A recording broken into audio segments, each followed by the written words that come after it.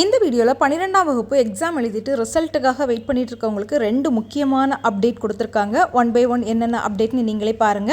கூடுதல் தகவல்களை செய்தியாளர் சங்கரன் வழங்கிட கேட்கலாம். சங்கரன் வணக்கம். இது தொடர்பான மேலும் தகவல்களை கூறலாம். தமிழகத்தில் 12ஆம் வகுப்பு பொதுத் தேர்வு கடந்த மாதம் 25ஆம் தேதியோடு முடிவடைந்தது. இதைத் தொடர்ந்து கடந்த 4ஆம் தேதி முதல் தமிழகம் முழுவதும் கிட்டத்தட்ட ஒரு 80 மையங்களில் விடைத்தாள்கள் திருத்தக்கூடிய பணிகள் விறுவிறுப்பாக நடைபெற்று வருகின்றன. 40,000த்திற்கும் அதிகமான ஆசிரியர்கள் இந்த பணிகளில் ஈடுபட்டிருக்கிறார்கள். இப்படிப்பட்ட சூழலில் தேர்வு முடிவுகள் வரக்கூடிய மே மாதம் 9ஆம் தேதி வெளியாகும் என்று ஏற்கனவே தேர்வுத்துறை அறிவித்திருக்கிறது. இந்த 9ஆம் தேதிக்கு முன்னதாகவே ஒரு சில தினங்கள் முன்னதாகவே தேர்வு முடிவுகள் வெளியாகும் என்றும் தகவல்கள் வெளியாகி இருக்கின்றன.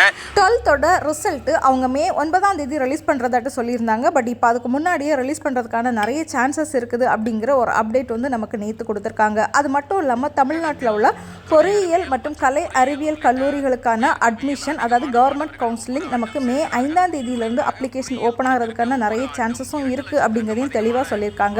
துணை மருத்துவ படிப்புகளாகிய பேராமெடிக்கல் கோர்சஸ், அதாவது பிஎஸ்சி நர்சிங், பிஃபார்ம், பிபிடி இந்த மாதிரி படிப்புகளுக்கு நமக்கு நீட்டோட எக்ஸாம் முடிஞ்சு எம்பிபிஎஸோட அப்ளிகேஷன் ஓப்பன் ஆனதுக்கு அப்புறம் தான் நமக்கு என்ன செய்வாங்கன்னா துணை மருத்துவ படிப்புகளுக்கு அப்ளிகேஷன்ஸ் ஓப்பன் பண்ணுவாங்க.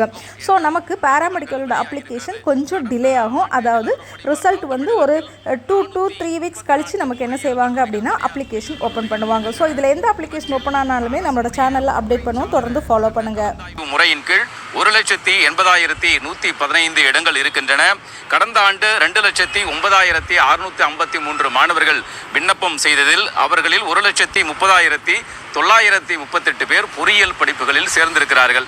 இதோடு அரசு பள்ளி மாணவர்கள் 7.5 விழுக்காடு அந்த இடஒதுக்கீட்டின் கீழ் 13,196 பேர் பொறியியல் படிப்புகளில் சேர்ந்திருக்கிறார்கள்.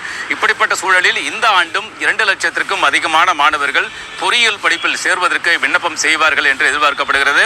கடந்த 5 ஆண்டுகளுக்கான பாடப்பிரிவு வாரியாக கட் ஆஃப் மதிப்பெண் விவரங்களையும் இந்த கலந்தாய்வை நடத்தக்கூடிய தொழில்நுட்ப கல்வி இயக்குநரகம் தன்னுடைய இணையதளத்தில் வெளியிடப்பட்டிருக்கிறது. எனவே பொறியியல் படிப்பிற்கு விண்ணப்பிக்கக்கூடிய மாணவர்கள் எந்த கல்லூரி தரமான கல்லூரி, எந்த பாடப்பிரிவில் சேரலாம் என்பது குறித்து பல்வேறு விவரங்களை இந்த இணையதளம் வழியாக பல்வேறு விஷயங்களை தெரிந்து கொள்ளலாம் என்பதும் குறிப்பிடத்தக்கது. எனவே பொறியியல் படிப்பு சேர்க்கைக்கான அதிகாரப்பூர்வமான அறிவிப்பு மிக விரைவில் வெளியாகும் என்றும் எதிர்பார்க்கப்படுகிறது. தகவல்களுக்கு நன்றி சங்கரன்.